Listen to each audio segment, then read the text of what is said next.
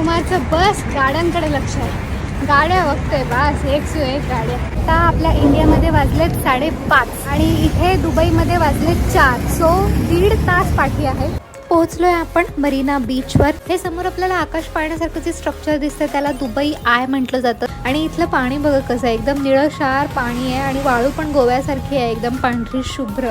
इथल्या बिल्डिंग्स कमालीच्या उंच. आपण दुबईमधल्या one of the famous Atlantis the Palm या हॉटेलच्या बाहेर आहोत. आतून पण तेवढंच प्रशंसनीय आहे हॉटेल असं म्हटलं जातं. पण आलोय द पॉइंटेला. हे पण पामवर सिच्युएटेड आहे. याचं दुसरं नाव आहे द पाम जुमेरा. इथेच द पॉइंटेला प्रत्येक 30 मिनिटानंतर एक फाउंटन शो होतो जो की समोर चालू आहे.